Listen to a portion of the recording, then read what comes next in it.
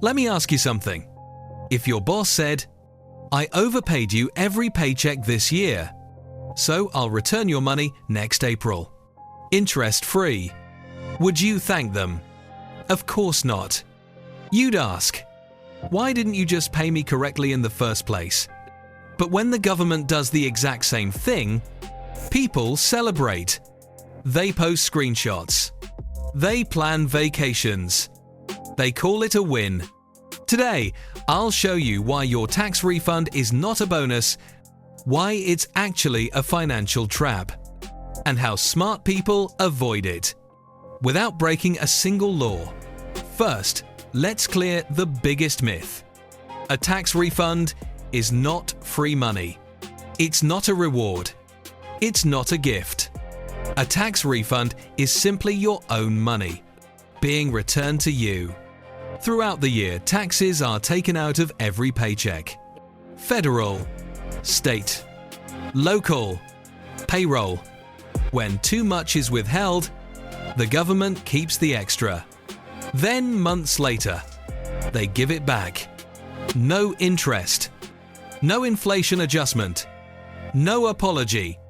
Imagine lending someone $5,000 for a year and getting exactly $5,000 back. That's not a gain. That's a loss. Here's the uncomfortable truth. Governments love tax refunds. Because refunds mean you overpaid, they held your money and they used it all year. In economic terms, a tax refund is an interest-free loan to the government. Multiply that by millions of people, and you're talking about billions of dollars in free cash flow. And most people volunteer for it. Why? Because overpaying feels safe. Underpaying feels scary.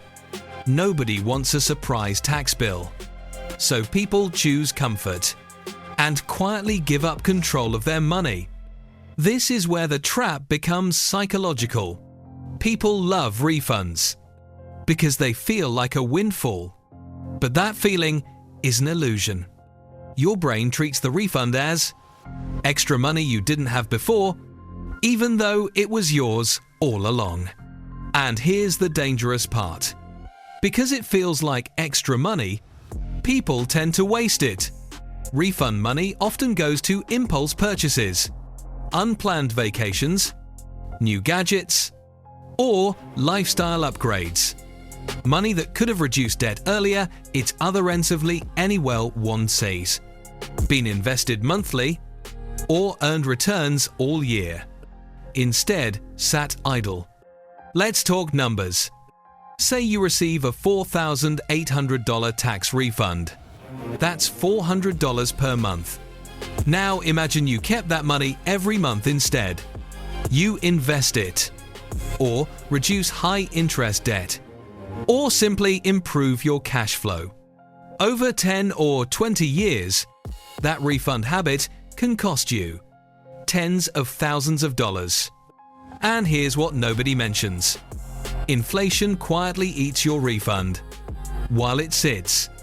Money you overpaid in January is worth less when it comes back next April. You lose time. You lose opportunity. You lose purchasing power. So why are big refunds celebrated? Social media. People post, got $7,000 back. Refund just hit. Thank you tax season. But nobody posts, I lost liquidity all year. I missed compounding. I overpaid for no reason. Because that doesn't feel good. Celebrating a refund is like celebrating getting change back after overpaying at a store. It's not a win. It's just correction. Here's what financially sharp people aim for. A small refund or a small payment due. That's it. Because it means your money stayed with you, your cash flow stayed strong, and you controlled your capital. They adjust withholdings. They review tax estimates yearly. They don't rely on refunds as forced savings. And No. This isn't about being reckless. It's about precision, not fear. Here's the mindset shift. Stop asking, "How big will my refund be? How big will my refund be?" Start asking, "Why am I overpaying at all?" Because money is most powerful when you have it now, when you decide where it goes, and when it's allowed to work for you. A tax refund feels good for one day. Cash flow feels good all year. And once you see that, you'll never celebrate a refund the same way again. Final words. If this changed how you see tax refunds, share it with someone who brags about theirs every April. And remember, the goal isn't to get money back. The goal is to never give it up unnecessarily in the first place.